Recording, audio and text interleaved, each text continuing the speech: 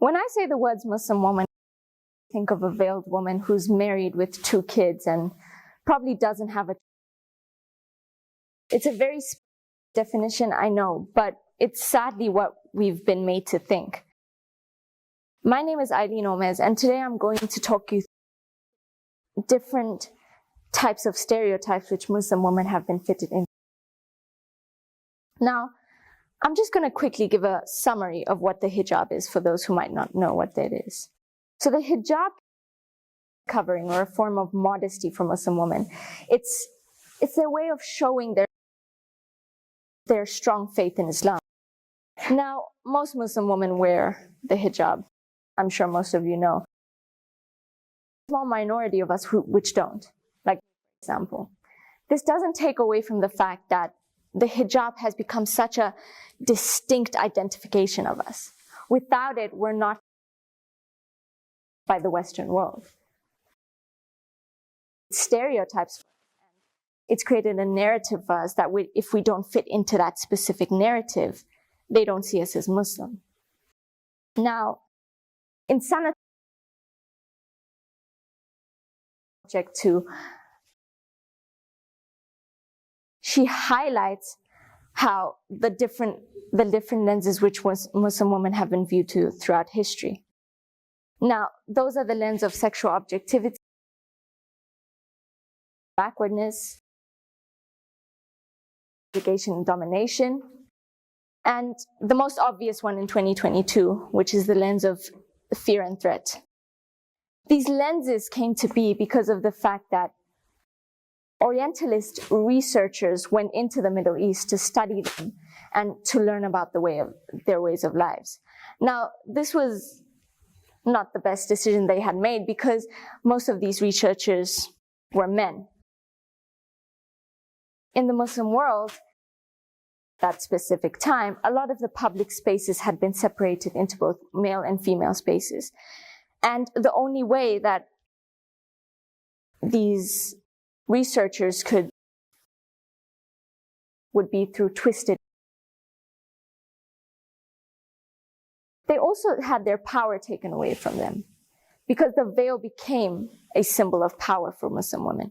They got to gaze at their colonizers freely while they couldn't gaze at them. And this, which had been taken away from the Western world, which they're very not, a way to define women in a way which they were not. Now, the mold of the Muslim woman that has been created today, sexual being. She's submissive, she's uneducated, and she's a terrorist. She becomes an object of pleasure to the Western gaze, and she becomes a toy in some way. Now, she steps into this the minute she does something for her faith and for Allah. And this can be very, very detrimental to a lot of Muslim women and their faith. Personally, does not wear the hijab, questioning my faith and whether I'm truly Muslim, not because of my own reasons, of course, but because the Western world has defined me through a head covering. And I've found myself wrongfully judging hijabis around me, and which they were truly not. I know for sure that since I've been so easily able to judge my own people, all of you have as well.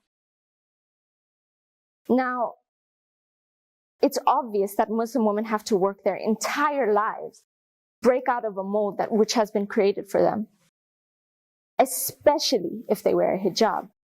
They have to break away from something that they never truly were. They have to fight a that they didn't even make. Now, how do we break away? I want to highlight that I think all of you can help. The power is in you.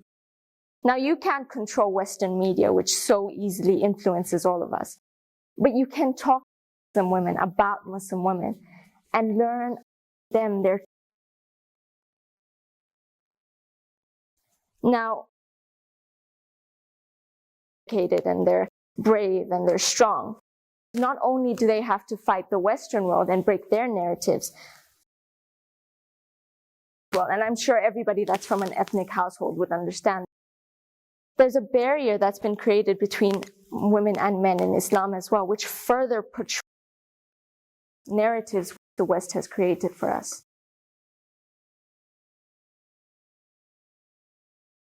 Past the fact that some women in some cases are truly oppressed. But through a lot of research I've done and many different Muslim women, I've realized and I've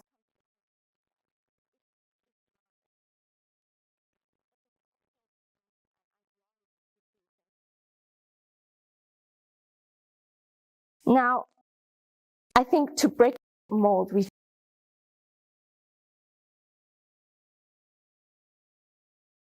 it's been built for us. And we try to break away from it every single day.